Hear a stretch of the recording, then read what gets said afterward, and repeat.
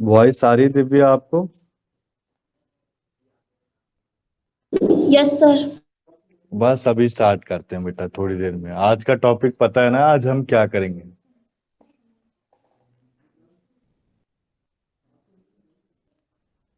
कुछ आइडिया दिव्या, आज क्या करेंगे हम?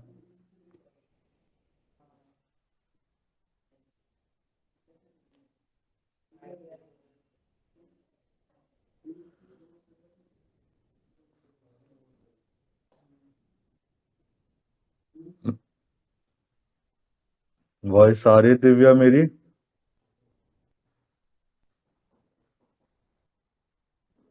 यस सर आ रही है। आ रही है। अभी स्टार्ट करते हैं बेटा, बस बच्चे ज्वाइन हो जाए 5 मिनट के अंदर स्टार्ट करते हैं, ठीक है? वॉइस आ रही है मनीषा आपको मेरी? Yes sir. आ नहीं रहे बेटा क्लास लेने के लिए गुड आप? Afternoon sir. Good afternoon. पिछली क्लास में भी नहीं आए थे आप? एक्चुअली मेरे कुछ एग्जाम्स थे सर, उसमें बिजी थी मैं। आप कोई नहीं बेटा, चलता है लाइफ में। पर हो सके तो क्लास अटेंड करो यहाँ पे yes sir, yes sir. Academy में। कोशिश जी करो सर। बेटा आने की। जी सर। ठीक है। पिछली क्लास में हमने स्पेसिफिक रिलीफ एक्ट खत्म कर दिया था। ठीक है, आपका बुक वन। जी बुक सर। वन जिसमें इंडियन कॉन्ट्रैक्ट और स्पेसिफिक रिलीफ एक्ट है, वो एक्ट होता है, वो पूरा कंप्लीट है।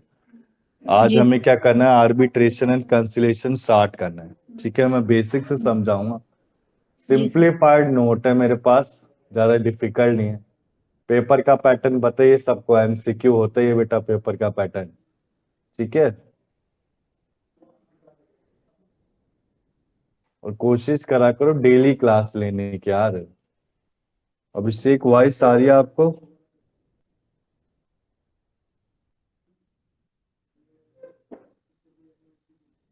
वॉइस आ रही है अभिषेक?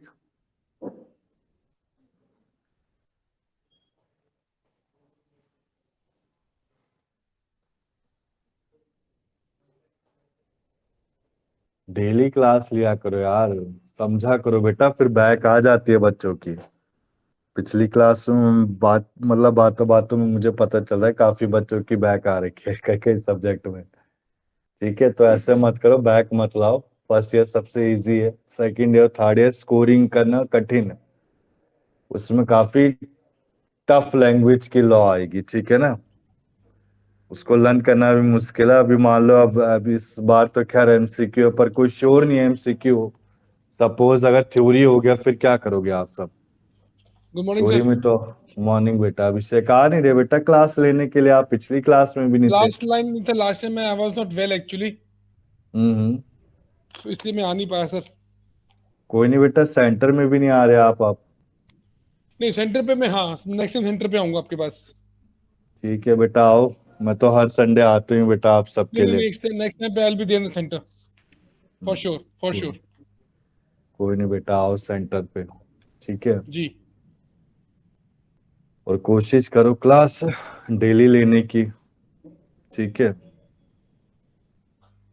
मैं देखता हूँ कई बच्चे कुछ संडे क्लास ली, कुछ संडे छोड़ देते, इससे होगा कुछ नहीं बेटा, दिक्कत होगी। जैसे जैसे नहीं आपके सर, वो बहुत मिस हो रहा है कंसेप्ट। सर। एक वो बैक बैक हाँ, हो जाता है, बहुत दिक्कत हो जाती है फिर। बैक हो रहा है, और दिक्कत क्या है पेपर में जब रिदम नहीं बैठ एमसीक्यू पाती में सर। दिक्कत होगी बेटा, ठीक है ना? सही है, सही कह रहे पर हैं। खैर कोई नहीं, आप सबको खैर नॉलेज होगा, एक यूट्यूब चैनल बन रखा है हमारा। तो उसमें, हाँ, उसमें सारे रिकॉर्डेड लेक्चर्स आ रहे हैं। ठीक है ना? ये मुझे बता, चैनल कौन सा है मुझे बताएंगे please? मैम लिंक भेज देंगे बेटा, ठीक है ना? मैं आज मैम ओके। से बोल दूंगा, first and second year both को लिंक भेज दो आप। ठीक है, जिनकी थैंक यू मैम। क्लासेस जो पहले रह गई है ना, वो रिकॉर्डेड है सारी। ये जो हम क्लासेस करते हैं बेटे, सारी रिकॉर्ड होती रहती है हमारी। ठीक है ना? तो किसी को भी कोई डाउट हो तो पिछले क्लास से देख के वो समझ सकता है। 2 घंटे की क्लास होती है अभिषेक, ज्यादा तो होती नहीं यार। वो भी संडे के दिन आपको ऑनलाइन मोड पे पढ़ना है। ये तो है नहीं कि यस सर। आपको बेटा सेंटर में आना है। और मैं तो ये कहूंगा, जितने भी दिल्ली में रहते हैं बेटा बच्चे, वो हो सके तो सेंटर में आ जाया करो। ठीक है एक सर। क्या ट्यूनिंग बैठी रहती है टीचर के साथ, आप कुछ भी पूछ सकते हो उससे। ठीक है, ऐसे मन हमारे साथ निकिता स्टार्टिंग से ही जुड़े हुए हैं, एक भी क्लास मिस नहीं की इन्होंने, आज भी आ रखे हैं। ठीक है। तो कोशिश करो कि आने की सेंटर पे आने से होगा क्या, जो आपके प्रीवियस डाउट है, कोई कॉन्सेप्ट नहीं आया तो मैं एक्स्ट्रा टाइम देके उसको समझा दूंगा। ठीक है, इंपॉर्टेंट टॉपिक कर लिया करेंगे। कोई बुक से रिलेटेड क्वेरी है सेंटर में तो वो भी आके आप पूछ सकते हो। ठीक है। ठीक है दिव्या, दिव्या कहाँ रहते हो, दिल्ली में रहते हो कि बाहर रहते हो बेटा? सर दिल्ली में रहती हूँ। तो कहाँ दिल्ली में किस एरिया में रहते हो बेटा? आज तारीख क्या है? आज है 18 फरवरी है।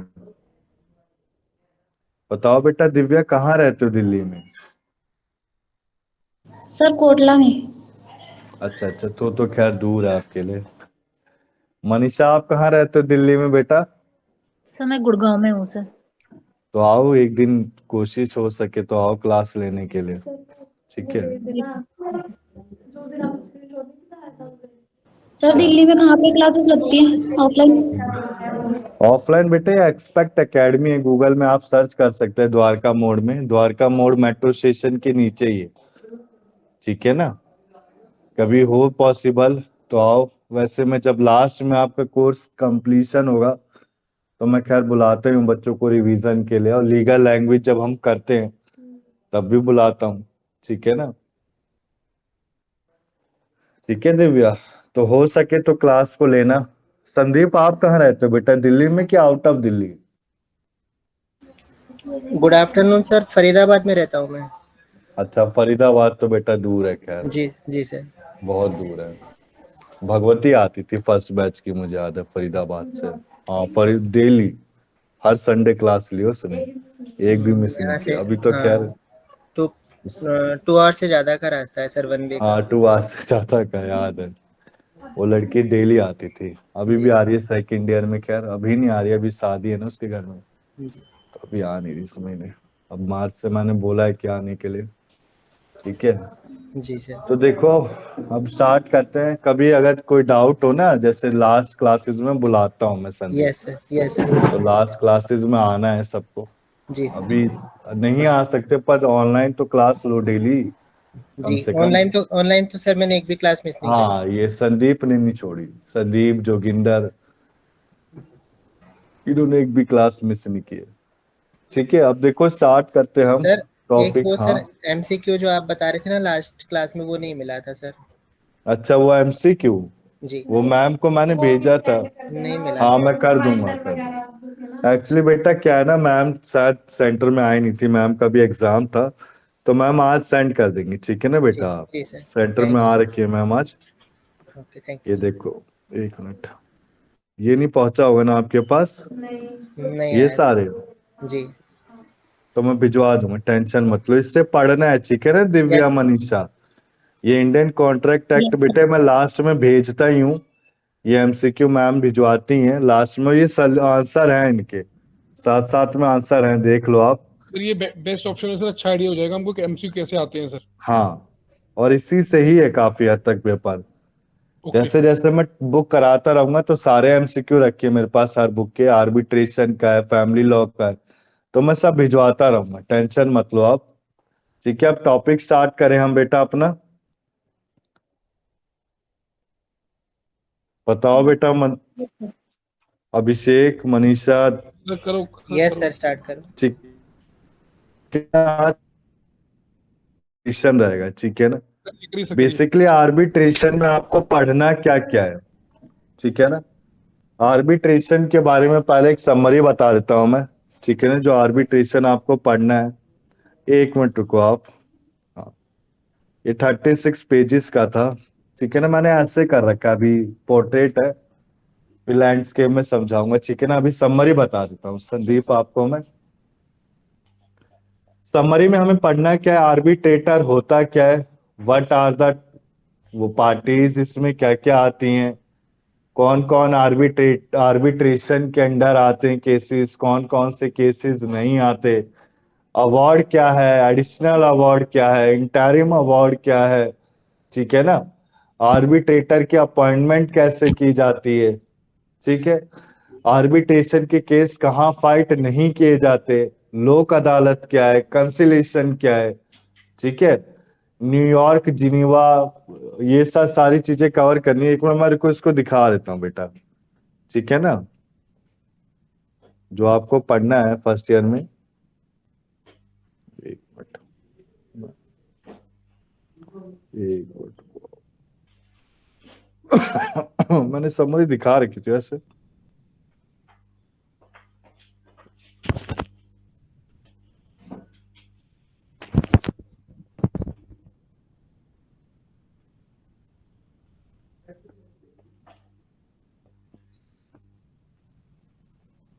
हम्म, देखो ये सारी चीजें कवर करने हैं आपको। मैंने बुक की समरी भी दिखा रखी थी आपको कि आपके कोर्स में क्या क्या आएगा, ठीक है ना।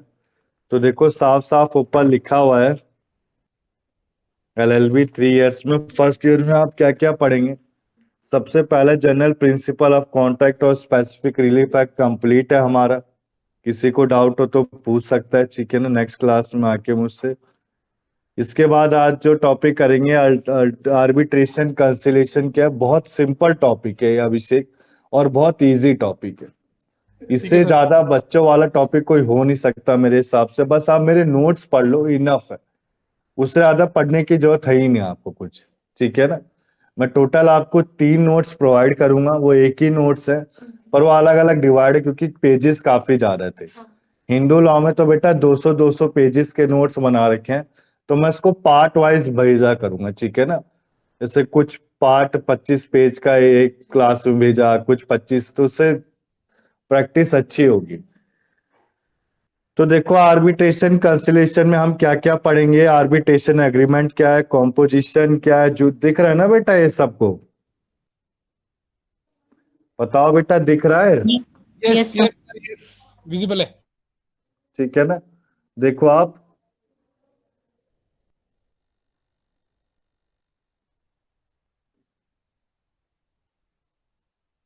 अब देखो आप, conduct of arbitrator proceeding, arbitral awards क्या है, टर्मिनेशन कब किया जा सकता है, ठीक है।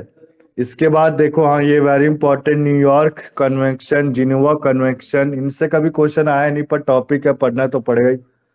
कंसिलेटर क्या होता है, कंसिलेशन का अपॉइंटमेंट कैसे होता है, रोल ऑफ सेटलमेंट एग्रीमेंट क्या है, ठीक है। लोक अदालत क्या होता है, अल्टरनेट डिस्प्यूट रेजोल्यूशन जिसे बोलते हैं लोक अदालत। लोक अदालत क्या है, आज की क्लास में यश और वो नहीं है, हाँ शिवानी, हाँ यही तो बच्चों की दिक्कत है यार, ठीक है। फिर और तो सिलेबस बेटा मैंने बता ही रखा है, ये सब पढ़ोगे आप, ठीक है ना, डिटेल में, ये सारे आपके कोर्स में है। लीगल लैंग्वेज यहीं तक है बस, ठीक है ना, पेपर 8 है लीगल लैंग्वेज, क्लियर। अब स्टार्ट करें हम बेटा। सब प्लीज करिए देखो, सर। हाँ मैं स्टार्ट कर रहा हूँ बेटा, एक मिनट बस, ये लो। देखो आप, ये 3 नोट्स आपको पढ़ने हैं, ठीक है ना। ये आपका एक तो ये स्क्रीन, ये ना बोर्ड पे मैंने लिखवाए थे स्टार्टिंग के डेज में कि बच्चों को समझ में आए। फिर उसके बाद ये एक ये पीपीटी थी, बड़ी अच्छी थी, मैंने खुद से प्रिपेयर की थी इसे, ठीक है ना, तो इससे भी पढ़ सकते हो। फिर लास्ट है पीडीएफ की फॉर्म में, जिसको कुछ नहीं पढ़ना हो पीडीएफ की फॉर्म में भी पढ़ सकता है, ठीक है ना। तो आपकी मर्जी बेटा, मैं तीनों प्रोवाइड कर दूंगा, ठीक है ना। पीडीएफ 8 पेजेस का है थ्योरिटिकल के लिए, एमसीक्यू के लिए सारे। तो स्टार्ट करते हैं हम टॉपिक, ठीक है ना। Arbitration and conciliation, basically arbitration है क्या, या आखिरी से पढ़ना होगा बेटा, ठीक है ना। ये बोर्ड में लिख रखा है मैंने, विजिबल है सबको कि नहीं बेटा। विजिबल है सर। ठीक है ना। देखो आप, बेसिकली आर्बिट्रेशन का मतलब क्या होता है, आर्बिट्रेशन का मतलब होता है किसी थर्ड पार्टी को अपॉइंट करना। अब थर्ड पार्टी कौन होते हैं, आर्बिट्रेटर होते हैं। ये आर्बिट्रेटर क्या करते हैं, फर्स्ट एंड सेकंड पार्टी के डिस्प्यूट को सॉल्व करते हैं, ठीक है ना। जैसे कहने का मतलब, मैं एग्जांपल लेता हूँ, मेरे और मेरे वाइफ का डाइवर्स का केस चल रहा है, तो किसी आर्बिट्रेटर को अपॉइंट किया गया लोक अदालत में, ठीक है ना। अब लोक अदालत में थर्ड पार्टी वो कौन होते हैं, या फिर एडवोकेट हो सकते हैं, ठीक है ना। एडवोकेट होंगे डिस्ट्रिक्ट कोर्ट के, जिन्होंने बार काउंसिल नंबर ले रखा है। तो वो क्या करेंगे, बेसिकली मेरे और मेरे वाइफ का केस डिस्प्यूट सॉल्व कराएंगे, ठीक है ना। अब डिस्प्यूट सॉल्व कराते समय कोई वो फाइनल जजमेंट देंगे, किसके किसके बिहाफ पे, मेरे बिहाफ पे या फिर मेरी वाइफ के, कि मेरे को ऐसे कुछ अमाउंट पे करना है अपनी वाइफ को। तो जो फाइनल जजमेंट है उसे क्या कहलाया जाएगा बेटा, वो अवार्ड कहलाया जाता है। उसे क्या बोलते हैं, अवार्ड बोलते हैं। यहां तक क्लियर है? Yes sir. किसी को डाउट है? तो बेसिकली आर्बिट्रेशन क्या होता है, एक setting dispute among two or more person by appointing the third person called arbitrator and his decision called award। Clear है यहां तक? तो आर्बिट्रेशन क्या होता है, ये एक सेटिंग डिस्प्यूट है। किसका? दो या दो से ज्यादा पर्सन का, जिसमें थर्ड पर्सन को अपॉइंट किया जाता है जो आर्बिट्रेटर है, जो एडवोकेट हो सकता है बार काउंसिल से जिसने नंबर ले रखा है। और इसका जो डिसीजन होगा वो क्या कहलाया जाएगा, अवार्ड कहलाया जाएगा। यहां तक क्लियर है संदीप? कोई डाउट है किसी को? क्लियर है सर सर। सर एक बोलो कंसर्न, बोलो सर बोलो अभिषेक। क्या एक हो सकते हैं, दो भी हो सकते हैं? दो भी हो सकते हैं बेटा, अभी पढ़ेंगे ना हम, तीन होते हैं बेसिकली, थैंक यू। ठीक है ना। अभी सब डिटेल में पढ़ेंगे, टेंशन मत लो आप। ये सब मैंने लिखवा रखे थे बेटा, बोर्ड में लिखवाए थे मुझे आज, जब फर्स्ट ईयर की क्लासेस चलती थी मेरी। जो अभी सेकंड ईयर में है ना, और जो अभी थर्ड ईयर में, उनको सबको करा रखे हैं मैंने। तो मैंने कहा अभी मैं बोर्ड में करा, बच्चे ज्वाइन हो बेटा ऑफलाइन तो कराऊं भी अभिषेक। अब बच्चा ही कोई नहीं आता तो क्या मैं ऑफ कराऊं बोर्ड में, ठीक है ना। इसी वेलकम के लिए सर। बोल रहा हूँ कि आओ, मैं भी, मेरे को भी अच्छा लगता है बोर्ड में पढ़ाना। तो थैंक यू देखो सर। आप, वेलकम। Composition of arbitrator. अब देखो कॉम्पोजिशन में अभिषेक ने पूछा एक होते क्या एक से ज्यादा, तो ये सब आगे पढ़ेंगे आप, ठीक है ना। और आर्बिट्रेटर कौन है, थर्ड पार्टी जो एडवोकेट होता है। अब ये जो आर्बिट्रेटर है क्या है, सेटलिंग डिस्प्यूट और डिफरेंस के लिए अपॉइंट किया जाता है। ये क्या एक्सीड इवन नंबर नहीं होगा। मैंने आपको क्या बताया, इवन नंबर क्या होता है बताओ अभिषेक, संदीप, इवन नंबर क्या होता है? 2 4 6 8 10। तो टू टू मिनिमम, ठीक है ना। Yes. It should not exceed minimum first even number, यानी कि should not exceed even number, even number से ज्यादा नहीं हो सकता। कहने का मतलब है एक आर्बिट्रेटर होगा और एक उसका सहयोगी, यानी कि जो इंटर्नशिप नहीं करता एडवोकेट, वो होता है। दो होते हैं, दो से ज्यादा नहीं हो सकते। क्लियर है यहां तक? तो ओके। कहने का मतलब है आर्बिट्रेटर आपका एक सिंगल पर्सन ही होता है, ठीक है ना। Shall be the first person. और उसके अपॉइंटमेंट में कोई उस अगर इंटर्नशिप या आर्टिकलशिप या कोई ड्राफ्ट डीड बना रहा है तो उसे क्या बोलते हैं, सब आर्बिट्रेटर। क्लियर है बेटा? आगे चलूं अभिषेक में, कोई डाउट है इसमें? जी सर ठीक है। सर दो मिनिमम होते हैं, दो मैक्सिमम होते हैं? दो मिनिमम, कम से मैक्सिमम कम कुछ दो। नहीं होता इसमें, ठीक है ना। ठीक है ठीक है। मैक्सिमम यार आप खुद सोचो ना संदीप, हाँ जी। कोई केस है जैसे सपोज कोई सेटलमेंट का केस चल रहा है, जी। तो मैक्सिमम आर्बिट्रेटर करेंगे भी तो करेंगे क्या, जजमेंट तो एक ही हमें बाइंडिंग रहेगी ना हमारे ऊपर। कोर्ट का जो डिस्क्रिप्शन रहेगा वो हमारे ऊपर एक ही का बाइंडिंग है, हम्म। एक ही बाइंडिंग एप्लीकेबल रहेगा, एक ही का डिसीजन, हम एक ही के डिसीजन को तो मानेंगे। जी। सबके डिसीजन का करेंगे तो करेंगे भी क्या, ठीक लेकिन है। Sir, ji sir. हाँ हाँ। सर एक बात बताइए, how we appoint the arbitrator? अगर सपोज मेरा केस चल रहा है और संदीप का केस वहां से चल रहा है, हाँ तो हाँ। हाउ विल मैं और संदीप कैसे म्यूचुअली करेंगे कि ये आर्बिट्रेटर मेरा है या ये आर्बिट्रेटर संदीप का भी ओके है? और ये संदीप जो का भी आर्बिट्रेटर होगा? जो आर्बिट्रेटर है बेटा वो यहाँ से अपॉइंटमेंट होती है, ठीक है ना। ये सब लिखवा रखा है मैंने, अभी पढ़ेंगे, ठीक है ना हम। डन। क्लियर है ना बेटा? आगे चलूं मैं, सब टॉपिक के हिसाब से कराऊंगा अभिषेक, मैं ये नहीं कोई चीज टॉपिक छूटेगा आपका, मेरे कोई भी नहीं रहेगा। आया था जब मैंने कहा मैं पूछूं कि ये कौन अपॉइंट करेगा, कैसे करेगा अपॉइंट? मैं बताऊंगा बेटा, ठीक है ना। चीफ जस्टिस ऑफ इंडिया के थ्रू किया जाता है, नहीं नहीं सर, मैं ठीक वो है नहीं ना। पूछ रहा, मैं नहीं पूछ रहा, वो नहीं पूछ रहा। मैं पूछ रहा हूँ कि अगर कल को मेरा एक केस आया हाँ। और संदीप का एक केस आया, हम दो पार्टी हैं, तो मेरा आर्बिट्रेटर कौन चूज करेगा और संदीप को कौन चूज करेगा, ये हम आपस में म्यूचुअली करेंगे? ये मेरा क्वेश्चन था। म्यूचुअली होता है बेटा वैसे, अच्छा, ठीक हम है ना। कोई, अगर मैं और संदीप कोई भी एक थर्ड पार्टी को पकड़ के कि आर्बिट्रेटर पकड़ सकते हैं? हाँ So we have the right to appoint any of the arbitrator, हाँ, government यानी arbitrator. अब तो आर्बिट्रेटर अगर 30 डेज में हम अपॉइंट नहीं कर पा रहे तो कौन करेगा? कोर्ट करेगा। ये Right. सब अभी पढ़ोगे, ठीक है ना? Thank you. क्लियर है? हाँ बिल्कुल क्लियर अब सर। देखो आप, अल्टरनेट डिस्प्यूट रेजोल्यूशन, ये डेफिनेशन आपको पता होनी चाहिए, डेफिनेशन है क्या। अब देखो अल्टरनेट डिस्प्यूट रेजोल्यूशन में चार चीजें आती हैं। अब इन चार का डिफरेंस भी हमने पढ़ा था आखिरी की क्लासेस में, ठीक है ना? चार डिफरेंस क्या है देखो। अल्टरनेट डिस्प्यूट रेजोल्यूशन बेसिकली है क्या, मैंने और जूम कर दिया। इसको क्या बोला जाता है? सेटलिंग डिस्प्यूट्स, ठीक है ना? सेटलिंग डिस्प्यूट किसके बीच में? दो या दो के पर्सन के बीच में, कोर्ट के अंदर फाइट ना करके, ठीक है ना? अल्टरनेट डिस्प्यूट रेजोल्यूशन कहने का मतलब है, आर्बिट्रेटर होता क्या है? आर्बिट्रेटर क्या कोर्ट में फाइट करता है केस? नहीं, कोर्ट में नहीं होता है। क्या होता है? कोर्ट के बाहर केस लड़े जाते हैं, ठीक है ना? जैसे कि आपका लोक अदालत, हमसे यश ने पूछा था पिछली क्लास में कि लोक अदालत क्या है। लोक अदालत is a specimen copy of court, but actual court room नहीं होता लोक अदालत। तो लोक अदालत क्या है? सिंपली 4-5 रूम का एक हाउस मान लो। उन 4-5 कमरों में क्या है, किसी का भी केस आया, और वो केस अभी बताऊंगा अभिषेक, ठीक है ना? अभी थोड़ा वेट कर लो कि आर्बिट्रेशन में कौन से केस फाइट किए जाते हैं और कौन से केस फाइट नहीं किए जाते, ठीक है ना? यहां तक क्लियर है?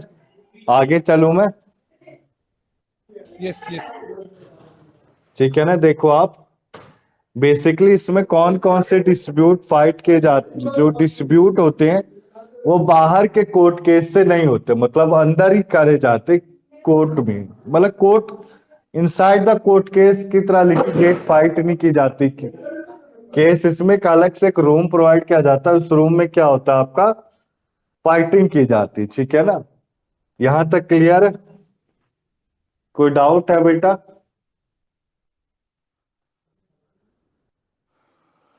बताओ बेटा, किसी को डाउट है?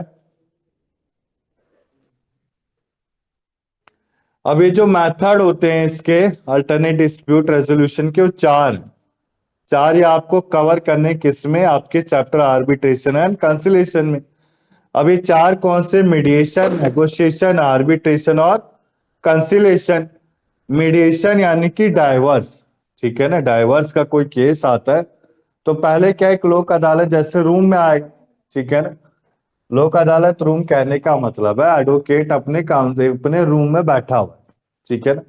तो एडवोकेट एक तरह का आर्बिट्रेटर है, किसके लिए? हस्बैंड एंड वाइफ के लिए। अब सपोज मेरे वाइफ के साथ डाइवर्स मैं चाहता हूं अपनी वाइफ के साथ, तो एडवोकेट क्या करेगा? पहले मुझे एक लेटर भेजेगा, उस लेटर के थ्रू मैं एडवोकेट के रूम में जाऊंगा। अब एडवोकेट क्या करेगा? पहले मीडिएशन कराएगा। कैसे कराएगा?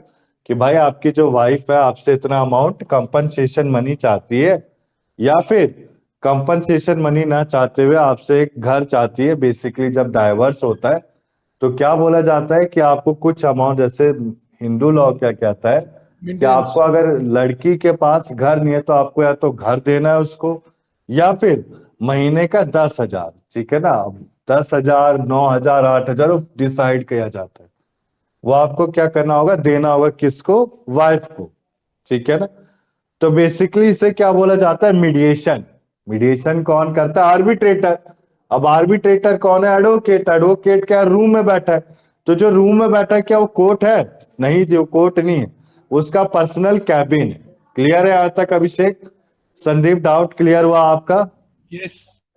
यस ठीक सर। है ना? अब इसके बाद देखो, मीडिएशन के बाद आता है नेगोशिएशन। नेगोशिएशन भी क्या, आपका एक तरह से अमाउंट को सेटल करना। क्लियर है यहां तक? अमाउंट को सेटल कैसे किया जाएगा? जैसे कि आपका बेटा, अब हस्बैंड है, हस्बैंड का भाई मैं 10,000 तो महीने के दे नहीं सकता, तो जो लॉयर है, वो लेडी लॉयर हो मेल लॉयर हो, जो आर्बिट्रेटर हो, क्या कहेगा कि ठीक है आप ऐसा करिए, इसे मिनिमम 5,000 पे कर दीजिए कीजिए। वो कौन बोलेगा? वाइफ बोलेगी अपने आर्बिट्रेटर से। आर्बिट्रेटर दोनों के बीच में म्यूचुअली एक तरह से, ठीक है ना? जो अभिषेक का सवाल था, तो आर्बिट्रेटर क्या करेगा? वाइफ के कहने पे हस्बैंड को एक ऑर्डर देगा कि आप ऐसा करिए, मिनिमम 5,000 पे करिए। तो ये क्या कहला जाएगा बेटा? नेगोशिएशन। यहां तक क्लियर है? सर अब इसके बाद होता है आर्बिट्रेशन। आर्बिट्रेशन क्या? बताओ अभिषेक। सॉरी सॉरी सर, एक कंसर्न था हाँ कि आपने कहा वो बोलो। ऑर्डर देगा, हाँ ओनली एडवोकेट, वो तो जुडिशरी नहीं में नहीं आ रहा है, वो तो जज नहीं है, तो can he give the order to pay the हाँ अमाउंट? दे सकते हैं, बिल्कुल बिल्कुल दे। मीडिएशन नहीं समझते बेटा, जैसे आपके घर में अभिषेक पुलिस आई, ठीक है ना, आपके गली में किसी ने, ये किसी वो, जैसे पुलिस है, पुलिस भी तो एक तरह से आर्बिट्रेटर ही हो गई। बात को समझना अभिषेक, ठीक है ना, एग्जाम्पल समझाता हूँ। अब पुलिस आई, ठीक है ना, पुलिस ने क्या करा, आपके अपने पड़ोसी से फाइट हो गई, पड़ोसी ने पानी आपके घर में फेंक दिया। ये सामने हो रखा है खैर हमारी गली में केस, तो मैं आपको बता रहा हूँ। पड़ोसी है ना, बार बार पानी फेंक रहे थे किसी के घर में। अब भाई उस पड़ोसी को गुस्सा आ गया, उसने क्या करा, पुलिस को बुला दिया। तो पुलिस ने क्या करा, जो पानी पड़ोसी फेंक रहा था बार बार उसके बरामदे में, तो उसने उसको क्या बोला कि भाई अब से तू पानी फेंकेगा तो तुझे पुलिस स्टेशन ले जाए। तो ये क्या, एक तरह से आर्बिट्रेटर ही तो है पुलिस, उसने एक तरह से आर्बिट्रेशन अपनी सुना दी, जजमेंट सुना दी, तो अब उसको क्या माननी पड़ेगी। तो एडवोकेट हो कर सकता है आर्बिट्रेटर, ठीक है ना, जो उसकी जजमेंट है उसे अवार्ड बोला जाता है। यहां तक क्लियर है अभिषेक, आगे चले हम, सर प्लीज, थैंक यू। ठीक है ना। अब देखो आर्बिट्रेशन कहने का मतलब है, आर्बिट्रेशन एक तरह का प्रोसेस है। कैसा प्रोसेस है, बात को समझो आप। जैसे हम हस्बैंड एंड वाइफ गए कोर्ट के पास, कोर्ट में गए, कोर्ट रूम में, कोर्ट में एक रूम है, रूम के अंदर कौन बैठा है, आर्बिट्रेटर। अब क्या वो रूम कोर्ट केस माना जाएगा, लिटिगेटिंग मैटर माना जाएगा, नहीं जी, वो तो रूम में गए ना आर्बिट्रेटर के। अब आर्बिट्रेटर के रूम में गए तो आर्बिट्रेटर ने क्या करा, सबसे पहला स्टेप मीडिएशन किया। मीडिएशन यानी कि नेगोशिएट कराया कि दोनों पति पत्नी मान जाए और अपने घर चले जाए। अब उन दोनों के बीच में इतनी बड़ी फाइट है कि वो मानने के लिए तैयार ही नहीं। क्लियर। बेसिकली जब आप फैमिली लॉ हिंदू लॉ करोगे तो उसमें पढ़ोगे, ठीक है ना। अब मानने के लिए तैयार नहीं, तो भाई आर्बिट्रेटर को क्या आएगा, गुस्सा। वो कहेगा ऐसा करो तुम दोनों अपने घर भाग जाओ, मैं तुम्हारा केस लड़ूंगा। अब तुम क्या करोगे, कोर्ट रूम में आओगे। क्लियर है बेटा अभिषेक। तो जो कोर्ट रूम में क्या माना जाता है, जुडिशियल सेपरेशन। अब ये जुडिशियल जो सेपरेशन होता है वो 1 साल का होता है, ठीक है ना। आपने सुना होगा अभिषेक, जैसे हस्बैंड एंड वाइफ का जो डाइवर्स का केस होता है वो 1 साल तक लड़ता रहते हैं, ठीक है ना। मतलब 1 साल तक अगर एक दूसरे से अलग है तो 1 साल के बाद अप्लाई कर सकते हैं, किसके लिए, डाइवर्स के लिए, ठीक है ना। तो जो 1 साल के बाद अप्लाई किया जा रहा है डाइवर्स के लिए, वो क्या माना जाता है आपका, जुडिशियल। कोई नहीं बेटा, आ जाओ, आ गया बेटा। अभी तक आया तो होगा नहीं क्या समझ में। देखो हमने आर्बिट्रेशन एंड कंसिलेशन स्टार्ट किया था, ठीक है ना। आर्बिट्रेशन एंड कंसिलेशन में बेसिकली हमने आर्बिट्रेशन पढ़ा, ठीक है ना। आर्बिट्रेशन क्या होता है, थर्ड पार्टी अपॉइंट किया जाता है, ठीक है ना। अब ये जो आर्बिट्रेटर है, ये आर्बिट्रेटर क्या करता है, एक डिसीजन सुनाता है, जजमेंट, इसको क्या बोला जाता है, अवार्ड बोला जाता है, ठीक है ना। जो अवार्ड दिया गया है, ठीक है ना, वो किसके फेवर में होता है, दोनों के फेवर में होता है, ठीक है ना। मतलब कोर्ट रूम में जैसे लिटिगेट करते हैं हम फाइट, उसको ना माना जाता आर्बिट्रेशन। आर्बिट्रेशन किसको माना जाता है, आउटसाइड द कोर्ट, ठीक है ना। ऐसे मैंने बच्चों को समझाया कि हमने टॉपिक किया अल्टरनेट डिस्प्यूट रेजोल्यूशन। इस केस में बेसिकली ये जो रेजोल्यूशन एक तरह का प्रोसेस है, इसमें 4 स्टेप्स को फॉलो किया जाता है। अभी 4 स्टेप्स क्या है आपका, एक मीडिएशन, नेगोशिएशन, आर्बिट्रेशन और कंसिलेशन, ठीक है ना। तो ये चीजें आपको चारों पढ़नी है, इसके डिफरेंस भी पढ़ोगे आप, ठीक है। आपका अभी क्या चल रहा है, book second, arbitration and conciliation, ठीक है ना। आर्बिट्रेशन एंड कंसिलेशन में हम क्या क्या पढ़ेंगे, conciliation, arbitration process, agreement, appointment, award, interim award, final award, ठीक है ना। कैसे अपॉइंटमेंट की जाती है, लोक अदालत क्या है, न्यूयॉर्क कन्वेंशन क्या है, जिनेवा कन्वेंशन क्या है, और लास्ट में लोक अदालत के अपॉइंटमेंट और प्रोसेस, ठीक है ना। तो इम्पोर्टेंट बुक है ये, काफी इजी है, मैं अपने नोट से कराऊंगा तो बहुत इजी लगेगा, कोई डिफिकल्ट नहीं, एमसीक्यू में अच्छे से हो जाएगा, ठीक है ना।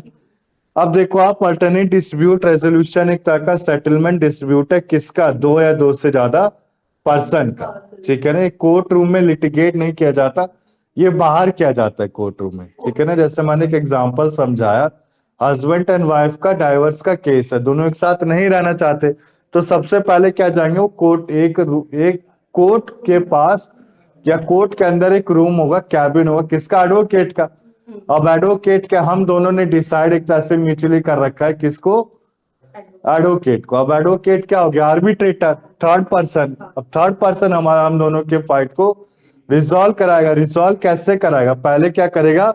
मीडिएशन कराएगा। मीडिएशन कहने का मतलब है कि दोनों एक दूसरे की बात मान ले। अगर बात नहीं मानते तो 1 साल तक उनको बाहर, मतलब 1 साल तक वो अलग अलग रहते, ठीक है ना। उस 1 साल तक केस को फाइट करते रहते।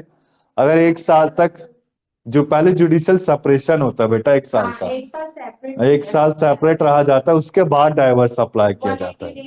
हाँ, ठीक है ना। तो इसमें देखो मीडिएशन आ गया ना समझ में। सर मीडिएशन में क्या? हेलो। बोलो। हाँ बेटा बोलो। Good morning sir. सर इसमें मैं ये पूछ रही थी कि वो तो 6 मंथ्स का बोलते हैं ना। 6 मंथ्स ही है बेटा, अभी फैमिली लॉ में पढ़ोगे, ठीक है ना, आप हिंदू लॉ में ओके 6 मंथ्स का होता है जुडिशियल सेपरेशन। हाँ, वो तो 1 साल अभी तक आपने जा बोला ना सकता कि है, 1 ईयर का रहेगा। वो 1 साल तक जा सकता है, जा ओके सकता है मैक्सिमम पीरियड, ठीक है ना बेटा। ठीक है तो सर। देखो आप बात को समझो, पहले क्या होंगे, हस्बैंड एंड वाइफ, एक कहानी से बताता हूँ। आर्बिट्रेटर के पास जाएंगे, तो आर्बिट्रेटर क्या? आर्बिट्रेटर एक लेटर प्रोवाइड करेगा हस्बैंड के पास, फिर हस्बैंड कैबिन में जाता है, फिर क्या कराया जाता है? मीडिएशन कराया जाता है। अगर दोनों पति पत्नी मान जाते तो क्या माना जाएगा? उनकी अवार्ड, मतलब एक तरह से जो आर्बिट्रेटर ने जजमेंट दी वो अवार्ड माना गया, दोनों पति पत्नी मान गए। अगर नहीं माने तो क्या होगा? दोनों के बीच में एक अमाउंट को सेटल किया जाएगा, नेगोशिएट किया जाएगा कि हस्बैंड को अपनी वाइफ को इतना अमाउंट देना है, ठीक है ना। वाइफ चाहते कि हम कोर्ट में ना जाएं, इधर ही अपने मैटर को सॉर्ट आउट कर दें, तो इधर ही क्या करा जाएगा? अमाउंट की सेटलमेंट की जाएगी, ठीक है ना। कि हस्बैंड को, बेसिकली हिंदू लॉ में क्या होता है, ठीक है ना, हिंदू लॉ में होता है मैरिज एक्ट में कि आपको अपनी वाइफ को, अगर वाइफ के पास घर नहीं है रहने के लिए, ठीक है ना, अलग से रहना चाहते तो घर देना पड़ेगा, या फिर महीने के 10,000, ठीक है ना। अमाउंट दोनों के बीच में डिसाइड होता है 10,000। हस्बैंड भाई 10 अगर कमाते 20,000 है तो 10,000 कैसे दे? तो फिर वो कितने देगा? 5 या 6,000, दोनों डिसाइड करते हैं बेटा, ठीक है ना। बट सर ये अमाउंट देना कंपलसरी रहता है दोनों हाँ, केसेस में? मर्जी है बेटा। देखो आजकल क्या होता है, पति है ना अपने आप को बेरोजगार दिखा देगा, या फिर हाँ इनकम सर्टिफिकेट से दिखा देगा कि मेरी इनकम इतनी है, तो फिर वो ओके देना जरूरी नहीं होता, ठीक है ना। मतलब पूरा दोनों एक कंडीशन अमाउंट, में है ना ये? हाँ दोनों कंडीशन में। अगर पर वाइफ क्या कमाती है वाइफ कमाते तो उसको क्या जरूरत पैसों की? फिर नहीं ले सकते हो पैसा, फिर वो घर लेगी उससे, ठीक है ना, फिर वो उससे घर लेगी। क्लियर है ना यहाँ तक? यस यस इसके बाद देखो आप, आर्बिट्रेशन क्या है? थर्ड पॉइंट, एक प्रोसेस है, ठीक है ना। अभी एक ऐसा प्रोसेस है जिसमें आर्बिट्रेटर एक अवार्ड देता है, ठीक है ना। अवार्ड देता है आर्बिट्रेटर। आपका क्या पॉइंट किया जाता है? Arbitrator shall be the first person, मैंने कराया, ठीक है ना, कॉम्पोजिशन ऑफ आर्बिट्रेशन में, it shall not exceed the even number, ठीक है ना।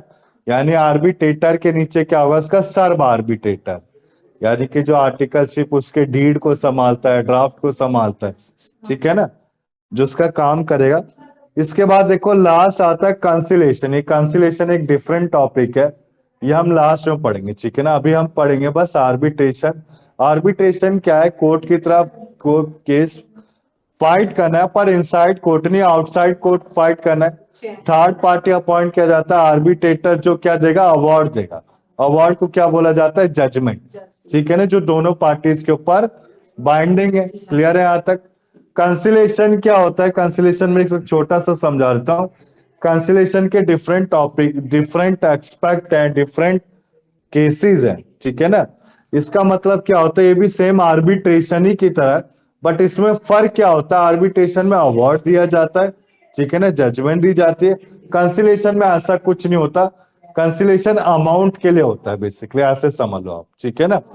आए समझ में? अमाउंट के लिए इतना अमाउंट बोल दिया तो उसको इतना देना पड़ेगा। क्लियर है यहाँ तक? आर्बिट्रेशन कंसिलेशन सिमिलर है, बस कंसिलेशन क्या, अमाउंट मॉनेटरी वैल्यू के लिए क्या किया जाता है, और आर्बिट्रेशन क्या होता है? कोई भी केसेस अभी पढ़ाऊंगा, ठीक है ना, जैसे टाइम वेयर डेप्थ हो गया, ठीक है ना, मैरिज सेटलमेंट हो गया, तो ये सारे किसके लिए आ जाएंगे, आर्बिट्रेशन के। यहां तक क्लियर है अभिषेक? आगे चले हम संदीप, यस सर, प्लीज चलिए। Divya, Yes, sir. Manish, yes sir. Manisha doubt है बेटा? आगे चलूं मैं? यस सर क्लियर है। अब देखो आप आर्बिट्रेशन एग्रीमेंट, ठीक है ना, एक मिनट रुको आप, हाँ ये देख लो आप, कॉम्पिज, एक मिनट, आर्बिट्रेशन एग्रीमेंट, ठीक है ना। ये बेसिकली आर्बिट्रेशन ही मैंने फर्स्ट ईयर में लिखवाया था बेटा, जो बच्चे थे ना इधर आते थे, तो मैंने इनको ऐसे लिखवा के कराया था। आर्बिट्रेशन एग्रीमेंट बेसिकली क्या है, ये एक एग्रीमेंट है किसका, आर्बिट्रेशन का, आर्बिट्रेशन ऑफ ऑल डिस्प्यूट जो अराइजन हुए या फिर नहीं हुए, ठीक है ना। इसके एसेंशियल्स क्या हैं, सब एसेंशियल आर्बिट्रेशन एग्रीमेंट के क्या हैं, ठीक है ना। आर्बिट्रेशन एग्रीमेंट कहने का मतलब है जैसे हस्बैंड एंड वाइफ केस को फाइट करने गए किसमें, आर्बिट्रेटर के पास, कोर्ट रूम में, एडवोकेट के कैबिन, ठीक है ना, एडवोकेट के रूम। तो एडवोकेट क्या करेगा, इस फाइट जब ये सूट को लिखेगा तो किस में लिखेगा, एक एग्रीमेंट में लिखेगा, यानी कि सर्टिफिकेट में उसको क्या बोला जाएगा, आर्बिट्रेशन एग्रीमेंट। क्लियर है यहां तक? ठीक है ना। ये जो आर्बिट्रेशन एग्रीमेंट है बाइंडिंग अपॉन है सारे के सारे पार्टीज में, ठीक है ना। ये बेसिकली आपका कैसा होता है, राइटिंग की फॉर्म में, ठीक है ना। जैसे मैं किसी का हस्बैंड हूं, वाइफ मेरे ऊपर कोर्ट केस करना चाहते हो, अपने मायके चली गई, अब वो आ नहीं रहे 2-3 महीने से, तो कह रहे मुझे तुमसे डाइवर्स लेना। मैं कहूँगा ठीक है भाई, तो मेरे पास पहले क्या आएगा, एक लेटर आएगा कोर्ट से, ठीक है ना, मेरे को कोर्ट रूम में जाना पड़ेगा, ठीक है ना। कोर्ट रूम जाने से पहले मेरे को एडवोकेट बुलाता है। एडवोकेट क्या है, वाइफ का आर्बिट्रेटर। ये म्यूचुअली भी हो सकता है या फिर फर्स्ट पर्सन से भी, क्लियर है, ज्यादातर म्यूचुअली ही होता है, ठीक है ना। तो देखो आप, it must be in writing which include telegram, email, telex और any other communication which provide a proof of arbitration agreement. कहने का मतलब है आपका राइटिंग की फॉर्म में होगा, ठीक है ना, जो कि आपका टेलीग्राम में हो सकता है, ईमेल में हो सकता है, टेलेक्स की फॉर्म में हो सकता है, या और किसी अदर कम्युनिकेशन में हो सकता है, मतलब राइटिंग की फॉर्म में ही होगा। कहने का मतलब है आपके पास एक राइटिंग आएगी, ठीक है ना, लिखित आएगा। बोलो बेटा, बोलो बोलो। एक्सक्यूज मी, ये टैलेंट हाँ, वाला भी जो आपने लास्ट वर्ड बोला वो किस में यूज होता है? वो बेटा आर्बिट्रेशन एग्रीमेंट में यूज किया जाएगा, ठीक है ना। टेलेक्स, टेलेक्स एक तरह से ईमेल है ना, टैलेंट, हाँ ईमेल के लिए, ओके, ठीक है ना। जैसे जस्ट लाइक टेलीग्राम। हाँ टेलीग्राम ऐसे समझ लो आप।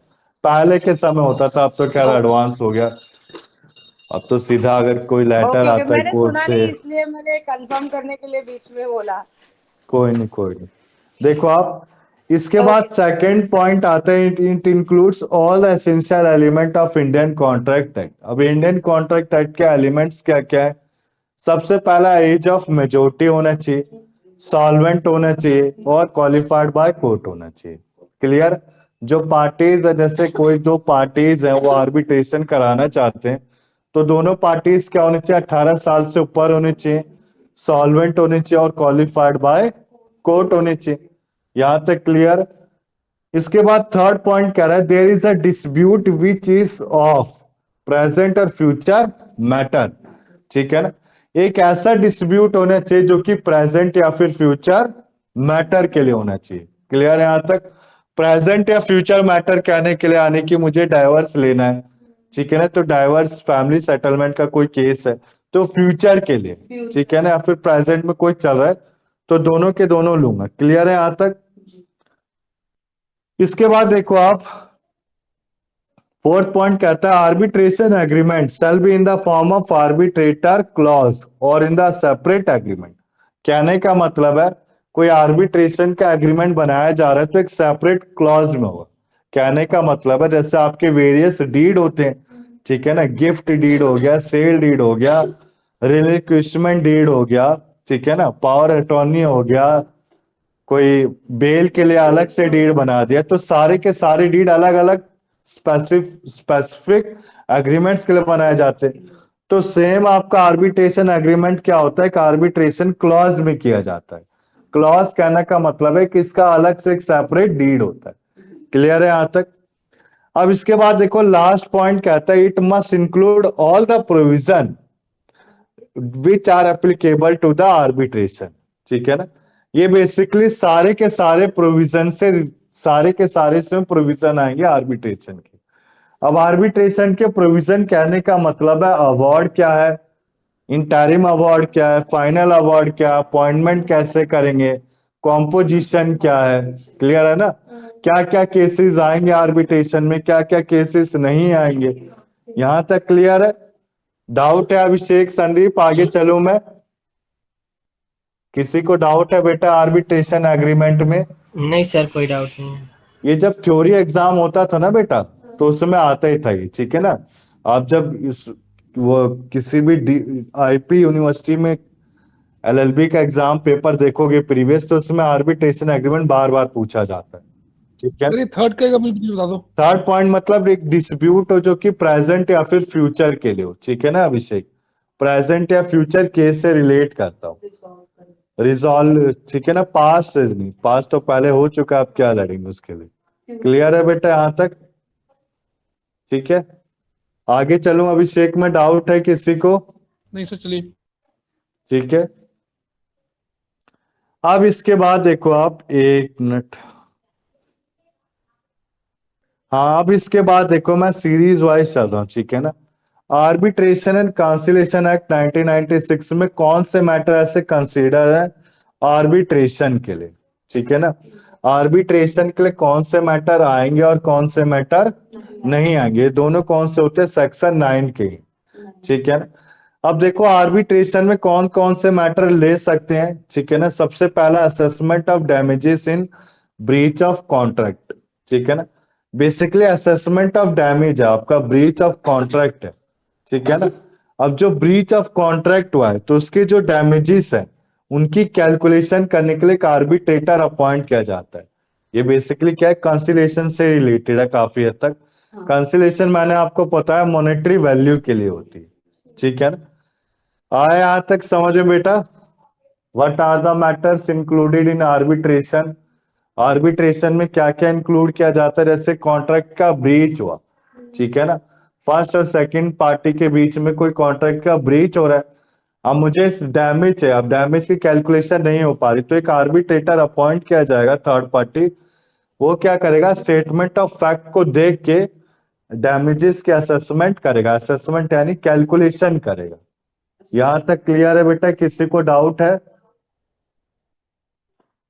बताओ बेटा, किसी को डाउट है? आगे चलूं मैं? इसके बाद देखो सेकंड पॉइंट कहता है question on validity of marriage, ठीक है ना।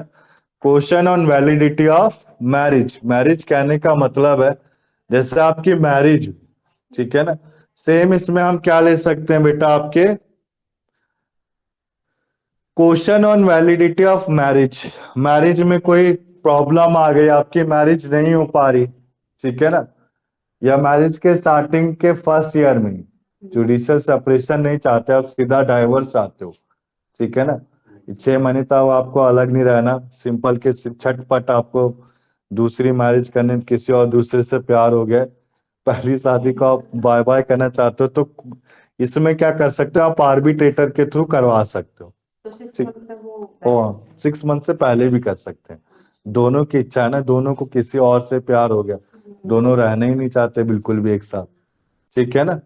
यहां तक क्लियर है? इसके बाद थर्ड पॉइंट देखो बेटा, right to sue of office. Right to sue of office कहने का मतलब है कोई ऑफिस में स्यू करना है किसी के, जैसे मेरे को अपने बॉस पे स्यू करना है, अपने किसी एम्प्लॉय पे स्यू करना है, ठीक है ना। तो मैं क्या करूंगा, आर्बिट्रेटर अपॉइंट करूंगा, ठीक है ना। जैसे ऑफिस में मेरे को किसी से डैमेजेस लेने, अपने बॉस से लेने, बॉस ने मेरे को सैलरी नहीं दी पिछले 2 महीने की, तो क्या करा जाएगा, एक आर्बिट्रेटर अपॉइंट किया जाएगा। आर्बिट्रेटर क्या होता है, क्वालिफिकेशन अभी पढ़ेंगे, बेसिकली एडवोकेट ही होते हैं, ठीक है ना। अब लॉ की जिसको नॉलेज है वही तो आर्बिट्रेटर होगा, जिसको लॉ की नॉलेज हो, जो 21 साल से ज्यादा का हो। तो बेसिकली जो आर्बिट्रेटर है ये आपका क्या करेगा, ऑफिस से आपके बॉस से आपकी सैलरी दिलवा देगा। क्लियर है यहाँ तक? ठीक है ना। इसके बाद देखो फोर्थ पॉइंट में क्या आता है, time Baird claims. Time Baird claims हमने जैसे नो कॉन्ट्रैक्ट नो कंसिडरेशन में पढ़ा होगा बेटा, टाइम बेयर डेप्थ, यानी कि पुराने के डेप्थ, पास्ट डेप्थ, ठीक है ना। तो पास्ट डेप्थ अगर कोई पुराना डेप्थ रह गया और मुझे उसका अमाउंट चाहिए तो मैं क्या करूंगा, आर्बिट्रेशन का केस लड़ूंगा। यहां तक क्लियर, ठीक है ना। तो मैं एक सिंपल सा मीनिंग में कहना चाहूंगा, आर्बिट्रेशन किससे रिलेट करता है, किससे रिलेटेड होता है, किससे रिलेटेड होता है आपका सिंपली मॉनेटरी वैल्यू से, ठीक है ना। आपको मॉनेटरी वैल्यू लेना है तो आप क्या करेंगे, आर्बिट्रेशन का केस फाइट करेंगे, ठीक है। यहां तक क्लियर है बेटा, आगे चलो मैं, किसी को डाउट है, अभिषेक, संदीप? नहीं, फाइन सर। क्लियर है संदीप? यस बताओ सर, बेटा। यस सर, क्लियर है। ठीक है ना। आप बेटा अगर लॉ की बुक में भी जाओगे ना, बेयर एक्ट, गूगल से कोई नोट्स भी डाउनलोड करोगे तो सिंपल यही नोट्स मिलेंगे आपको। मैं कोई डिफरेंट चीज नहीं कराता, सेम की सेम पूरा बेयर एक्ट ही चल रहा है हमारा, ठीक है ना। बेयर एक्ट क्या बेटा, एक ग्रंथ होता है, उसको पढ़ने में दिक्कत होती है, मैं इसको क्या शॉर्ट में कर देता हूँ, किसके लिए, एमसीक्यू के लिए, ठीक है ना। इसके बाद देखो, what are the matter not to be considered for arbitration. Arbitration कहने का मतलब है फर्स्ट डाइवर्स प्रोसीडिंग। अब डाइवर्स प्रोसीडिंग में मैंने क्या बताया, आप छटपट एक तरह से डाइवर्स चाहते हो तो आप आर्बिट्रेटर के थ्रू करा सकते हो, क्योंकि क्या होगा, मैरिज के लिए वैलिडिटी क्वेश्चन कर रहा है। अगर मान लो आप जुडिशियल सेपरेशन, एक मोटा कमाई चाहते हो, एक मोटा कंपनसेशन चाहते हो, ठीक है ना, तो क्या होगा, कोर्ट में जाके होगा वो सब। एक प्राइवेट कैबिन में तो लॉयर करा नहीं सकता ये सब। क्लियर है ना, आज तक क्लियर है। तो basically matter related to divorce proceeding आपका क्या है, आर्बिट्रेशन में नहीं आता। इसके बाद क्रिमिनल प्रोसीडिंग। क्रिमिनल प्रोसीडिंग, आपने किसी के बिहाफ पे कोई क्राइम कर रखा है, ठीक है ना। क्राइम कहने का मतलब है, देखो आप, अब देखो आप ध्यान से दिखेगा, ठीक है ना। क्राइम क्या, क्रिमिनल प्रोसीडिंग, क्रिमिनल प्रोसीडिंग कहने का मतलब है कोई हमने क्राइम कर रखा है, किसी का मर्डर कर रखा है, तो कोई आर्बिट्रेटर तो आके सुलझाएगा नहीं उसे, सिंपल सी बात है, ठीक है ना। जैसे आपने मान लो अपने स्कूटी या बाइक से किसी का एक्सीडेंट कर दिया, ठीक है ना। तो अब एक्सीडेंट कर दिया, अब उसने क्या करा आपसे, या किसी की, अब सपोज नेक पे प्रॉब्लम या चोट लग गई ज्यादा उसको, जिसको एक्सीडेंट हुआ तो वहाँ पे तो क्लेम करना है। अगर उसी समय कंपनसेशन मांगता है आर्बिट्रेटर में, तो आर्बिट्रेटर उसको सॉर्ट आउट करा देगा। अब वो कंपनसेशन ही चाहता है, एक अलग से जेल चाहता है उसके लिए, तो क्या होगा, वो आर्बिट्रेशन में नहीं आएगा, वो आपका स्पेसिफिक रिलीफ में आ जाएगा, ठीक है ना। इसके बाद देखो, मैटर रिलेटिंग टू लूनेसिक प्रोसीडिंग। लूनेसिक कहने का मतलब है पागल, ठीक है ना। लूनेट पर्सन, लूनेट क्या है, पागल होता है, एक तरह से अनसाउंड होता है, ठीक है ना। तो प्रोसीडिंग कहने का मतलब है, ये लोने से प्रोसीडिंग कहने का मतलब है एक पर्सन है जो एक कुछ समय के लिए सही माइंड है, कुछ समय के लिए पागल हो रहा है, तो जो कुछ समय के लिए अगर उसके साथ कुछ गलत होता है तो आर्बिट्रेशन में नहीं आएगा, ठीक है ना, कोर्ट में जाके अपने केस को फाइट कर सकता है। इसके बाद देखो, matter related to guardianship of minor. Guardianship adoption का टॉपिक है ये हिंदू लॉ में। अडॉप्शन में बेसिकली होता क्या है बेटा, अडॉप्शन में मैं एक हिंट देता हूं, जैसे सलमान खान चाहे, सलमान खान किसी बच्चे को अडॉप्ट नहीं कर सकता। हिंदू लॉ क्या कहता है कि लड़का एक रूल माना जाता है, तो लड़का कभी भी किसी को अडॉप्ट नहीं कर सकता। एक औरत अडॉप्ट कर सकती है, अगर वो जैसे सुष्मिता सेन ने कभी शादी नहीं की, आपने सुना होगा कि औरतें ज्यादातर बच्चों को अडॉप्ट करती है, मर्द अडॉप्ट नहीं करते, क्योंकि लॉ उन्हें ऐसा अधिकार देता ही नहीं, ठीक है ना। समझ रहे हो ना बेटा मेरी बात को, अभिषेक? Yes sir. अब इसका रीजन भी आप अपने दिमाग में खुद से डेवलप कर लो, क्यों नहीं अडॉप्ट करते, ठीक है ना। कि गलत यूज ना कर ले, बच्चे का हाथ पैर कटवा के उसको सड़क पे, या फिर कोई गलत शोषण ना करे बच्चे के ऊपर। क्या लेडीज नहीं करेगी बेटा कभी। मेन चीज ये भी होती है ना सर कि उसका मतलब डेवलप अच्छे से हो, उसको नॉलेज। हाँ, वो माँ ही कर सकती है, बाप नहीं कर सकता कभी, एक तरीके से ठीक है ना। एक बच्चे को माँ ही पाल सकती है, बाप नहीं कर सकता कुछ भी, ठीक है ना। वो अलग बात है, बाप का बच्चा है, माँ मर गई तो खैर वो पालेगा ही, वो तो उसकी ऑब्लिगेशन है ही, पर अडॉप्शन में बाप नहीं कर सकता, ठीक है ना। ऐसे सलमान खान है, कभी आपने सुना सलमान खान ने कोई बच्चा अडॉप्ट किया? क्योंकि ऐसा लॉ बना ही नहीं कि उसको अडॉप्शन का राइट दे सके। क्लियर है ना। सुष्मिता सेन अडॉप्ट कर सकती है, उसने करा भी अडॉप्ट, ठीक है ना, आपको पता भी है, ठीक है ना।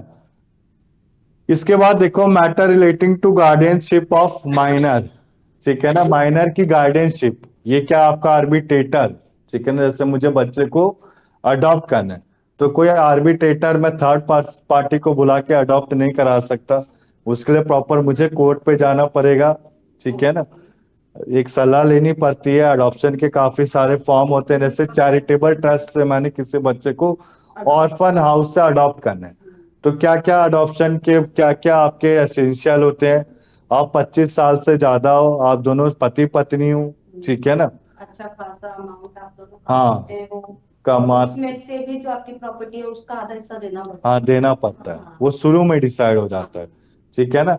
और शुरू के पहले या 2 साल में अगर कोई बच्चा आपको ऑर्फन हाउस दे रहा है अडॉप्ट कराने के लिए, तो उस ऑर्फन हाउस से कोई कोई पर्सन आके चेकिंग करता रहेगा कि आप उस बच्चे को घर का नौकर तो नहीं बना दिया आपने, ठीक है ना, आ गया ना यहाँ तक समझ। तो हाँ 18 साल तक ये सब बेटा आएगा आपका किसमें, हिंदू लॉ में। हिंदू लॉ बड़ा है, काफी अच्छे से तरीके से करेंगे, मैं काफी अच्छे तरीके से पढ़ाऊंगा हिंदू लॉ, ठीक है ना, हिंदू और मुस्लिम लॉ। अब इसके बाद देखो matter relating to public charities and charitable trust, ठीक है ना, कोई मैटर रिलेट कर रहा है चैरिटेबल ट्रस्ट, ये बेटा ये थोड़ा है ना रीडेबल नहीं होगा, मैं इसको और अच्छे तरीके से भेज दूंगा, ठीक है ना, अभी पढ़ रहा हूं तो समझ जाना आप, ठीक है ना। Matter relating to public charities और चैरिटेबल ट्रस्ट, ठीक है ना।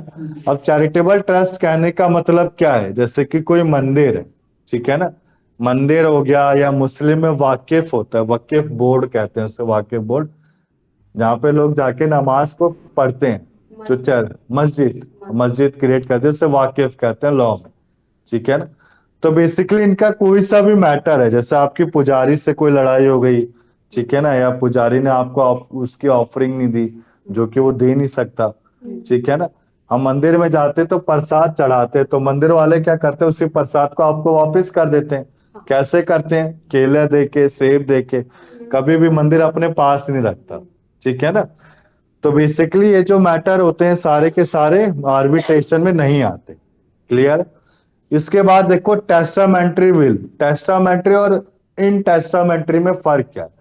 टेस्टामेंट्री यानी कि मैंने अपने जीते रहते रहते अपने बच्चे को वारिस बना दिया घर का, ठीक है ना, जैसे कि एक एग्जांपल से समझाता हूँ, अभिषेक है, अभिषेक ने अपने बच्चे, ठीक है ना, अभिषेक ने अपने बच्चे को वारिस बना दिया, तो क्या है, टेस्टामेंट्री विल है, ठीक है। अब अभिषेक की क्या हो, जैसे मैं हूं, ठीक है ना, अब अभिषेक का एग्जांपल नहीं लूंगा, जैसे सपोज मैं हूं, मैं मर गया, ठीक है ना, मेरा बच्चा है, मैंने उसको विल बनाया है, ठीक है ना, मैंने अपने बच्चे को विल नहीं बनाया, उसका कोई वसीयतनामा नहीं किया, तो क्या होगा, मेरे फैमिली मेंबर मेरे फैमिली मेंबर डिसाइड करेंगे कि किसको वसीयतनामा बनाया जाएगा, ठीक है ना, आए सामने। या फिर मैं सिंगल पर्सन हूं, मेरा कोई बच्चा नहीं है और मैं मर गया, मैंने किसी को वसीयत दी नहीं, तो क्या होगा, मेरी फैमिली मेंबर में चाचा ताऊ कोई मेरा क्लोज है, उसको मेरे घर का हिस्सा दे दिया जाएगा, क्लियर है ना आज तक। बेटा है ही नहीं ना, सिंपल सी बात, बेटा है ही नहीं ना, मैंने शादी नहीं की एक तरह से, ठीक है ना, फिर तो फैमिली मेंबर को मिलेगा। और सपोज अगर फैमिली मेंबर में कोई होए ना, एक वर्ड होता है स्टेट, स्टेट का मतलब होता है ESTET, इसका मतलब होता है भारत सरकार को सब कुछ चला जाता है, वारिस, जिसका कोई वारिस नहीं होता, जैसे आपने देखा होगा कार होती है, ठीक है ना, पार्किंग वाले कार को उठा के ले गए, अब उस पार्किंग वाले से कोई लेने ही नहीं गया अपनी कार, तो पार्किंग वाले क्या करेंगे, सरकार को दे देंगे वो कार, वो सरकार अब अपनी मर्जी से वो आधे दाम में बेचे या हाँ चाहे कैसे भी करें, ठीक है ना, यहाँ तक क्लियर है अभिषेक। चलूं आगे बेटा, मैं संदीप, यस सर। आ जाते हो, मैं देख रहा था ट्रैफिक Yes, वाला sir. बैठा होता है गाड़ी में उठाने के लिए, ये भी ट्रैफिक वाले भी बहुत तेज होते हैं, ठीक है ना। इसके बाद देखो आप मैटर, कोई भी सरकारी दफ्तर में काम करता है ना बेटा, मुझसे बच्चे पूछते हैं कि सरकारी जॉब सही रहता है कि नहीं, तो मैं भी आपको कहूंगा जैसे आपके एडवोकेट कंप्लीट हो जाए तो आप क्लर्क के फॉर्म भरना है ये गवर्नमेंट के, और जल्दी लग भी जाती है एडवोकेट में, ठीक है ना। तो बेसिकली जो सरकारी दफ्तरों में काम करते हैं ना, वो अपनी सैलरी, उनकी जो सेविंग है एक तरह से सैलरी, उनको खुद को नहीं पता होती मेरी सैलरी कितनी है, और रिश्वत के तौर पे जी रहे होते हैं क्लास से। होता है सच में, एसएससी किसी में भी चले जाओ आप, एसएससी सीजीएल किसी में भी, जीएसटी इंस्पेक्टर, उनकी जो इतनी भी सैलरी होती है वो अपने बच्चों को दे देते हैं, वो खुद तो रखते ही नहीं। हाँ, एक्स्ट्रा है। सिंपल सी बात है, आपने मेहनत की है, ठीक है ना। अब देखो आप, matter relating to insolvency proceeding, मैं तो आपको बेटा ये कहूंगा, जैसे आप अगर 30 ईयर से कम, काफी हद तक तो वही मेरे को दिखने में दिख ही रहा है, ठीक है ना। तो 30 ईयर से कम जितने भी बच्चे हैं ना, जैसे आपका एडवोकेट हुआ 3 साल में, तो आप क्या करना है, ये जो क्लर्क के फॉर्म निकलते हैं ना, ये हाई कोर्ट, डिस्ट्रिक्ट कोर्ट, इनमें भरते रहना, ठीक है ना। बीसीआई के साथ। हाँ, और जो खासकर है बीसीआई के तो भर देना, मेरा तो है बीसीआई को। बीसीआई का, बीसीआई का। हाँ तो भर देना बेटा। गर्ल्स को तो मैंने काफी देखा है, आज की तारीख में गर्ल्स को ज्यादातर लेते हैं बेटा क्लर्क के जॉब पे, क्लर्क की जॉब। ठीक है ना। लड़का प्राइवेट काम करेगा, लड़की की सरकारी जॉब होती है, ये हर जगह है, ठीक है ना। सरकारी में कॉन्ट्रेक्चुअल है, कॉन्ट्रेक्चुअल में भी अच्छा पे करते हैं, ऐसा नहीं कि बेटा अच्छा पे नहीं करते। 30,000 40 स्टार्टिंग सैलरी अगर आपकी लग रही है तो ये कोई कोई बुरी बात नहीं है, ठीक है ना। आज की तारीख में 40 भी बड़ी मुश्किल से लोगों को मिलता है, 5-6 साल एक्सपीरियंस करने के बाद। आप हंसोगे, मार्केट का ऐसा हाल है। इसके बाद देखो अब टॉपिक में आते हैं, आर्बिट्रेशन में लास्ट पॉइंट आता है, कौन सा मैटर कंसीडर नहीं किया जाता, इंसॉल्वेंसी का। इंसॉल्वेंसी लूनिएंट, मैंने आपको बता दिया, कोई पागल हो गया, ठीक है ना, तो उसको भी कंसीडर नहीं किया जाता, ठीक है ना। इंसॉल्वेंसी भी आपका नहीं आएगा। यहां तक क्लियर है। Insolvency is a person who is unable to pay the डेब्ट। इंसॉल्वेंट पर्सन कोई एक ऐसा पर्सन जो डेब्ट को पे नहीं कर पाया, ठीक है। बताओ अभी से कोई डाउट है? No sir. टॉपिक क्लियर हुआ बेटा? Arbitration, what are the matters, non matters, कोई डाउट है संदीप? नहीं सर, अभी कोई डाउट नहीं है। आगे चलो मैं, दिव्या कोई डाउट? नहीं सर। इनका लास्ट बैच लगता है, ये सब वो सब होता है बेटा, फालतू की चीजें। मेरा मानना है ना, एजुकेशन एक तरीके से, मैं 8 ईयर से पढ़ा रहा हूँ, 8 सालों से। मैं मानता हूँ एजुकेशन एक ट्रेन का डब्बा है, ठीक है ना। आपको है ना अपने बिजनेस में कभी किसी से प्यार नहीं करना चाहिए, मेरा मानना है, ठीक है ना।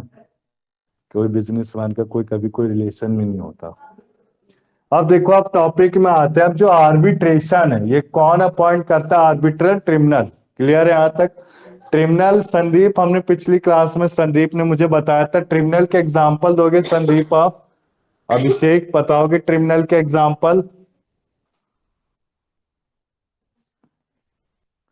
बताओ बेटा, ट्रिब्यूनल के थे? NCT sir.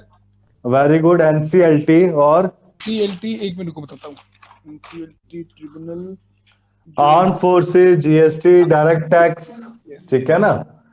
तो बेसिकली ट्रिब्यूनल होता क्या, एक तरह का कोर्ट होता है, ठीक है ना। बट कोर्ट क्या है? District court, high court, supreme court. आपको पता है ट्रिब्यूनल क्या, एक अलग तरह का स्पेसिफाइड ट्रांजेक्शन या स्पेसिफाइड पर्सन के लिए बनाया गया है, सर ठीक है ना। Sir excuse me, hello. हाँ बेटा बोलो। इसमें इनकम टैक्स नहीं आएगा? हाँ, क्या आएगा फिर बताओ आप? मैं पूछ रही हूँ, इनकम टैक्स आएगा इसमें? आएगा आएगा बेटा, डायरेक्ट टैक्स बोला तो डायरेक्ट टैक्स में इनकम टैक्स ही तो आया, सीबीडीटी। सीबीडीटी समझते हो ना, सीबीडीटी कहते हैं। सीबीडीटी CBDT सर का एक बार एक्सप्लेन करोगे? मैं लास्ट क्लास में थी नहीं।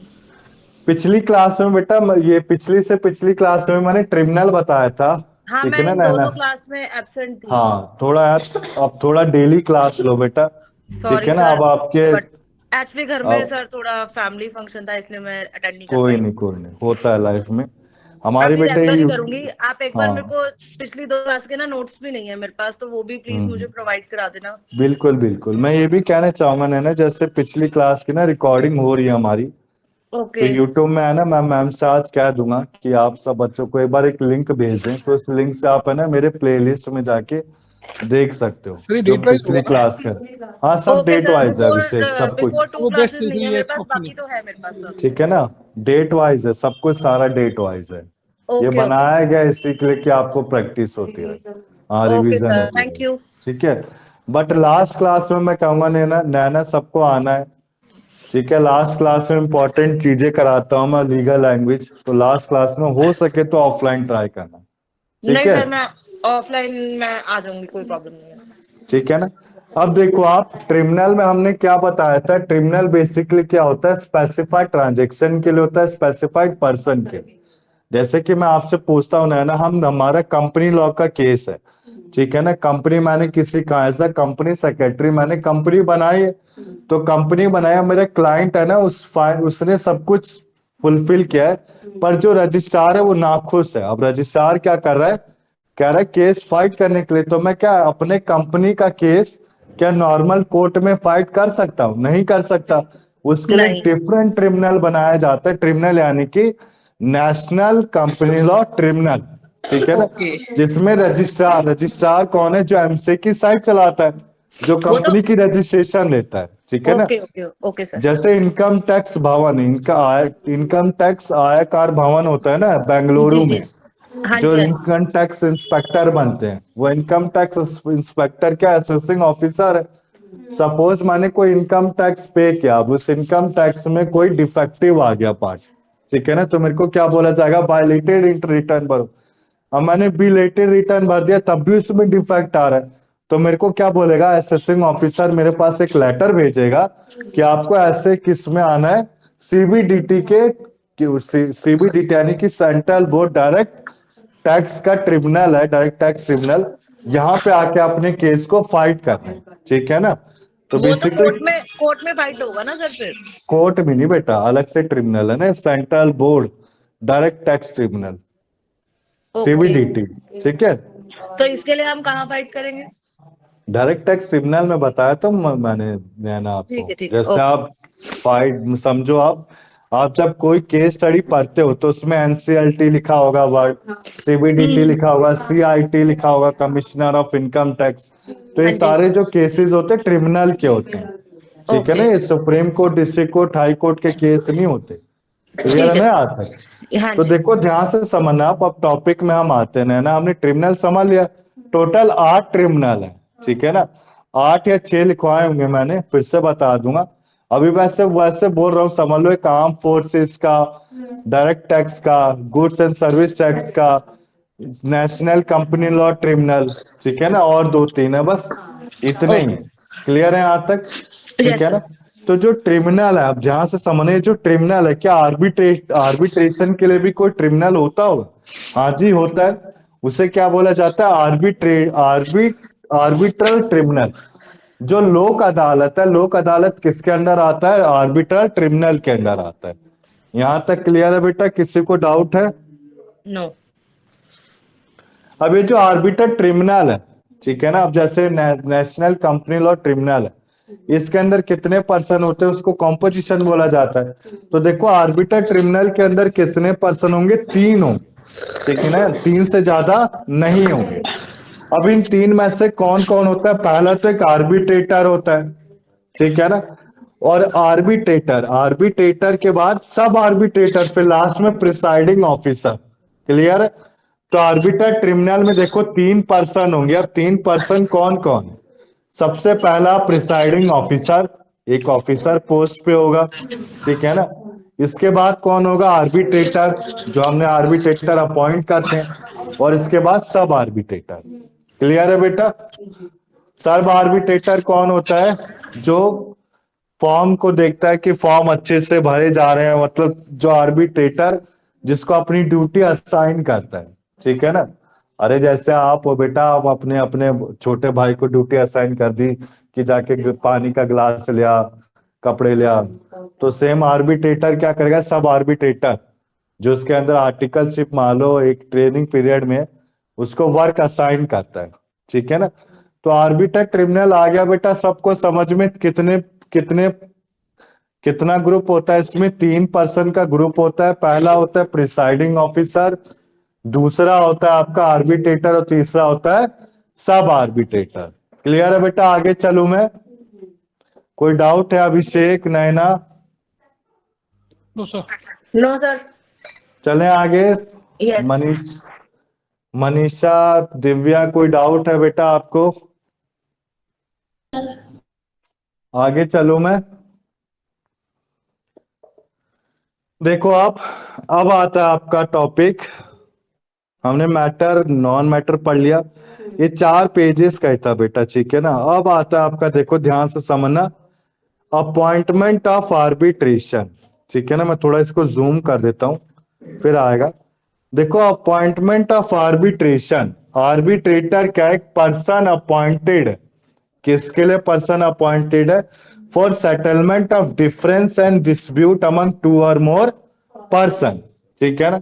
जैसे आर्बिट्रेटर क्या होता है? 2 पर्सन के डिस्प्यूट को सॉल्व करता है।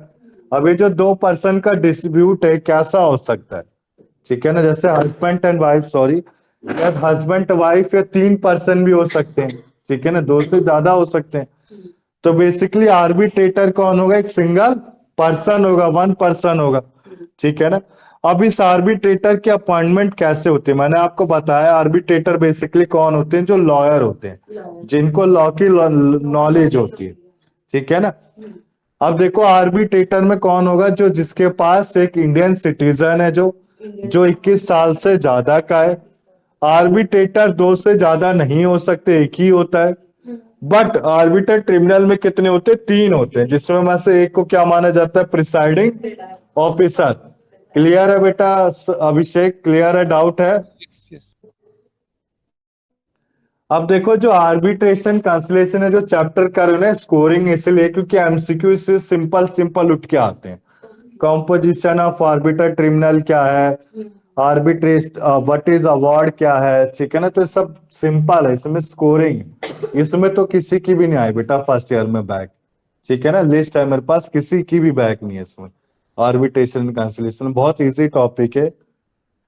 इसके बाद देखो आप, अब जैसे अभिषेक ने मुझसे पूछा क्या टाइम पीरियड होता है आर्बिट्रेटर का अपॉइंट करने का, तो मैंने अभिषेक को सिंपल कहा बेटा आप कब तक अपॉइंट कर सकते हो? या तो म्यूचुअली करेंगे हस्बैंड एंड वाइफ दोनों मिलके, या फिर एक पर्सन करेगा जो दूसरे के ऊपर बाइंडिंग होगा। अगर मान लो दोनों पर्सन अपॉइंट नहीं कर पा रहे तो कितने दिनों में करेंगे? 30 डेज में। क्लियर है बेटा? कितने दिनों में? 30 दिनों में। Yes, कब तक? जब तक ऑर्डर आए, ठीक है ना। जैसे कि कहने का मतलब है, सपोज मेरा और सेकंड पर्सन का ऑफिस का केस है, ठीक है ना। मेरे को सैलरी नहीं मिल रही, अब मुझे सैलरी नहीं मिल रही है। मैं आपसे पूछता हूँ बेटा अभिषेक, सपोज आप कंपनी में काम करते हो, आपको सैलरी नहीं मिल रही, ठीक है ना। कब तक? 2 महीने की सैलरी नहीं मिली, तो आप अपनी 2 महीने की सैलरी कब तक ले सकते हो? कितने टाइम पीरियड तक? 30 डेज तक। क्लियर? 30 से 60 डेज भी हो सकता है, अभी नीचे पढ़ेंगे, ठीक है ना। 30 शायद वो अमाउंट पे भी तो होगा ना फिर, जैसे मान लीजिए पेनल्टी के साथ। पेनल्टी के साथ वो तो बेटा डिसाइड करेगा आर्बिट्रेटर की देना है कि नहीं देना, वो कंपनी वाले देते नहीं, नहीं ठीक है ना। cases में होता है ना कि दे देते हैं।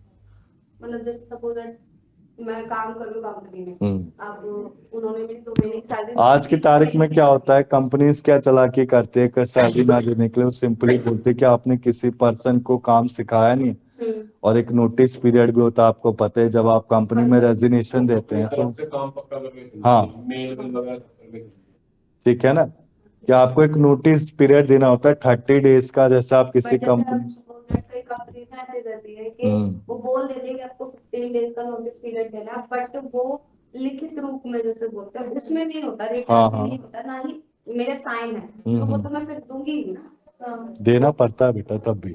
भी दूंगी। क्यों? उसका रीजन क्या है कि आपको एक सैलरी स्लिप प्रॉपर दी जाती है, ठीक है ना। रिलीविंग लेटर, रेजिग्नेशन लेटर होता है ना, जिसे कहते हैं रेजिग्नेशन लेटर, ये रिलीविंग या एक्सपीरियंस सर्टिफिकेट, वो कंपनी वाले तभी देते हैं जब आपका पूरा नोटिस पीरियड साइन, ठीक है ना। साइन कहने का मतलब है पूरा नोटिस पीरियड कंप्लीट हो रखा है। क्लियर है ना बेटा? तभी आपको रिलीविंग लेटर मिलेगा, रेजिग्नेशन लेटर मिलेगा, पास्ट एक्सपीरियंस सर्टिफिकेट मिल सकता है, ठीक है ना। तो ये जरूरी होता है। क्लियर है यहाँ तक? आए सर में आप टॉपिक को करें बेटा हम, ठीक है ना। इससे first and second party arbitrator को अपॉइंट करना चाहते तो कितने दिनों में कर सकते हैं? विद इन 30 डेज ऑर्डर आने पे, ठीक है ना। डेट ऑफ ऑर्डर, जैसे आर्बिट्रेशन का आपका केस आज से फाइट किया जा रहा है, ठीक है ना, तो मैं कितने दिनों में आर्बिट्रेटर को अपॉइंट कर सकता हूँ? 30 डेज में। मान लो अगर ये आर्बिट्रेशन का, देन इन दिस केस जो पार्टी एक लेटर लिखेगा रिक्वेस्ट में, किसको? Chief justice of high court के, स्टेट गवर्नमेंट के। यहां तक क्लियर है? अब चीफ जस्टिस और हाई कोर्ट कौन है? चीफ जस्टिस कहने का मतलब क्या है? बताओ बेटा संदीप, अभिषेक, चीफ जस्टिस क्या होता है? मुझे नहीं पता बेटा। सर जो जजमेंट के लिए सबसे बड़े जो लेवल पर रहते हैं हाई कोर्ट में। कैसे कैसे एक्सप्लेन करोगे आप चीफ जस्टिस कहने का मतलब? बताओ बेटा। मेन जज जो होते हैं सर। हाँ वेरी गुड, मेन जज मान लो आप, ठीक है ना, मेन जज हाई कोर्ट के, ठीक है ना। अब ये मेन जज में कौन आ सकते हैं आप मुझे बताओ, बताओ बेटा, मेन जज में कौन कौन आ सकते हैं? डीजे आ सकते हैं सर? डीजे मतलब? Disco jockeys. अरे नहीं, डिस्को जोकीज नहीं, ये नहीं आएगा बेटा। अरे बताओ। डिस्ट्रिक्ट जज। हाँ हाँ वेरी गुड, ठीक है ना। जैसे डिस्ट्रिक्ट जज हो गया, ठीक है ना, सुप्रीम जज हो गया, हाई कोर्ट का एग्जैक्टली एक, मैं यही कहना चाहती सर। हाई कोर्ट का एक चीफ जस्टिस, ठीक है ना। जैसे डिस्ट्रिक्ट कोर्ट के लिए एकदम परफेक्ट एग्जांपल दिया ना यानी कि डिस्ट्रिक्ट जज, सुप्रीम कोर्ट के लिए सुप्रीम जज, और हाई कोर्ट के लिए चीफ जस्टिस। क्लियर है यहाँ तक? ठीक है ना। तो देखो आप 13 डेज में आपको क्या करना होता है, एक लेटर लिखना होता है। अब आर्बिट्रेटर के लिए ये जो लेटर होता है ये किसको दिया जाता है? Chief justice of high court state government के, ठीक है ना, कि हमें वो आर्बिट्रेटर प्रोवाइड करे। मान लो आर्बिट्रेट ट्रिब्यूनल है, ठीक है ना, अगर ये 30 दिनों में आर्बिट्रेटर अपॉइंट नहीं कर पा रहे तो ये क्या होगा बेटा? फिर जैसे आर्बिट्रेटर आर्बिट्रेट ट्रिब्यूनल है, ठीक है ना। आप देखो बात को ध्यान से समझना। आर्बिट्रेट ट्रिब्यूनल और आर्बिट्रेटर कहने का मतलब क्या? आर्बिट्रेटर, ठीक है ना, जैसे कोई सिंपल कोर्ट के रूम में मैं केस, कोई मैंने आर्बिट्रेटर को अपॉइंट किया, सिंगल पर्सन क्या आर्बिट्रेटर है, ठीक है, 30 डेज में करेगा। और आर्बिट्रेट ट्रिब्यूनल कहने का मतलब है, इसमें दोनों बताए, ठीक है ना। अगर आप एनसीएलटी के लिए केस कर रहे हो, एनसीएलटी हो गया, डायरेक्ट टैक्स का हो गया, तो उसमें क्या करेगा? 2 पार्टीज रिक्वेस्ट करेंगी लेटर, ठीक है ना। अब 2 पार्टीज कौन सी होगी? एक तो उसका खुद का एक आर्बिट्रेटर और एक सब वाला, ठीक है ना। प्रिसाइडिंग ऑफिसर कुछ नहीं करता, वो ऑफिस संभाल रहा है किसका? ट्रिब्यूनल। क्लियर है बेटा यहाँ तक? ठीक है ना। तो आर्बिट्रेटर भी आपका 30 दिन में लेटर लिखेगा, ठीक है ना, किसको? Chief justice of high court को। और आर्बिटर ट्रिब्यूनल में भी क्या होगा? 2 पार्टीज, जो पहली 2 पार्टीज है वो क्या करेंगी? 30 डेज में लेटर लिखेंगे, किसको? Chief justice of high court को, फॉर अपॉइंटमेंट ऑफ आर्बिट्रेटर। दोनों ही 30 डेज के नोटिस। क्लियर है यहाँ तक? किसी को डाउट है बेटा? बताओ बेटा, अभिषेक, नैना, नहीं सर ठीक है। संदीप। सॉरी सर, मैं नहीं सुन सर नहीं कोई पाई। डाउट नहीं। देखो ध्यान से समझना, आप आर्बिट्रेटर कब तक अपॉइंट कर सकता है? 30 डेज में। और वही अगर हम अपना केस आर्बिट्रेटर से ना आर्बिट्रेट ट्रिब्यूनल से करा रहे, ठीक है ना, आर्बिट्रेट ट्रिब्यूनल यानी कि एनसीएलटी, सीबीडीटी, तो यहाँ से जो केस चल रहा है हमारा बेसिकली, ये भी क्या करेंगे? जिनके फर्स्ट 2 पार्टीज, अब फर्स्ट 2 पार्टीज कौन? आर्बिट्रेटर और सब आर्बिट्रेटर। ये कब तक अप्लाई कर सकते हैं आर्बिट्रेशन के लिए? 30 डेज के लिए। 30 डेज। क्लियर है यहाँ तक? Yes. ठीक है ना, within the 30 days to the chief justice of high court, ठीक है। यहाँ तक क्लियर है? आगे चलो बेटा मैं। Yes sir. अब देखो बेटा, आपका ये जो पीडीएफ है इसमें 4 पेज थे, अपॉइंटमेंट मैंने आपको करा दिया, ठीक है। 1 मिनट रुको आप। What are the matters, non matters आपने कंप्लीट कर दिए। इसके बाद कॉम्पोजिशन ऑफ आर्बिट्रेट ट्रिब्यूनल में 3 होते हैं, पहला प्रिसाइडिंग ऑफिसर, दूसरा आर्बिट्रेटर, तीसरा सब आर्बिट्रेटर। इसके बाद आर्बिट्रेशन एग्रीमेंट के क्या क्या एसेंशियल्स हैं, राइटिंग में होने चाहिए, बाइंडिंग हो दोनों के ऊपर, ठीक है ना। इसके बाद देखो आप, हमने अल्टरनेट डिस्प्यूट रेजोल्यूशन भी पढ़ लिया। 4 टॉपिक हमें कवर करने अपने चैप्टर में। इसका डिफरेंस भी है बेटा, ठीक है ना, वो लास्ट में दिखा दूंगा मैं अभी। मीडिएशन, नेगोशिएशन, आर्बिट्रेशन और कंसिलेशन, ठीक है। इसके बाद देखो आप, आर्बिट्रेशन होता क्या है? आर्बिट्रेशन एक सेटलिंग डिस्प्यूट किया जाता है दो या दो से पार्टीज के बीच में, जिसमें थर्ड पार्टी को अपॉइंट किया जाता है, जिसे आर्बिट्रेटर बोला जाता है, और इनका जो डिसीजन है उसको क्या बोला जाता है? अवार्ड बोला जाता है। क्लियर है यहाँ तक? ठीक है ना?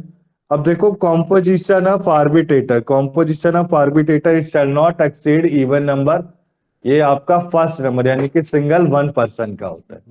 क्लियर है बेटा? किसी को डाउट है? आगे चलूं मैं अब देखो आप, ये मैं आपको प्रोवाइड कर दूंगा, ठीक है ना? अब इसके बाद देखो आप, ये जो पीडीएफ है एक बार इसको करा देता हूँ 5 मिनट में मैं, ठीक है ना? इसमें आपको क्या क्या पढ़ना है, इसको पढ़ना बेटा खुद से ही है, ठीक है ना? मैं नहीं कराऊंगा इसे। जैसे आर्बिट्रेट ट्रिब्यूनल में पता रखा है, एक पैनल ऑफ आर्बिट्रेटर होता है। पैनल में क्या होते हैं? 3 आर्बिट्रेटर होते हैं, ठीक है ना आपके? इसके बाद देखो आप, पैनल में 3 आर्बिट्रेटर होते हैं। इसके बाद आर्बिट्रेट ट्रिब्यूनल, आर्बिट्रल अवार्ड क्या होता है? ये आपका होता है इंटरिम अवार्ड, ठीक है ना? एक मिनट बेटा, मैं टाइप्स ऑफ अवार्ड दिखा देता हूँ, अभी अवार्ड करना है हमें, ठीक है?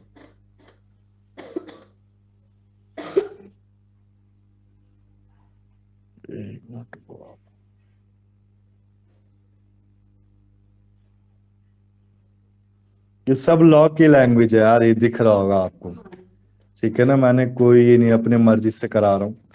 देखो, टाइप्स ऑफ आर्बिट्रल अवार्ड, ये करा देता हूँ मैं टॉपिक पे। फाइनल अवार्ड कहने का मतलब क्या होता है? इंटरिम, इसको ध्यान से समझ। जैसे अभिषेक, आप बात को समझना, हमारा एक जनरल मीटिंग चल रही है, ठीक है ना? अब मुझे जनरल मीटिंग में डिविडेंड डिक्लेयर करना है। डिविडेंड होता क्या है? शेयर्स पे दिया जाता है शेयर होल्डर को, ठीक है ना? तो जो डिविडेंड डिक्लेयर किया जाता है, अगर मीटिंग के दौरान मैंने डिक्लेयर कर दिया, तो उस डिविडेंड को क्या बोला जाता है? Interim dividend. क्लियर? मीटिंग खत्म होने के बाद किसी डिविडेंड को डिक्लेयर किया गया तो उससे क्या बोला जाता है? Final dividend. क्लियर? तो सेम बेटा आपका अवार्ड, ठीक है ना? अवार्ड कहने का मतलब है, जैसे आपका आर्बिट्रेशन का केस फाइट किया जा रहा है, ठीक है ना?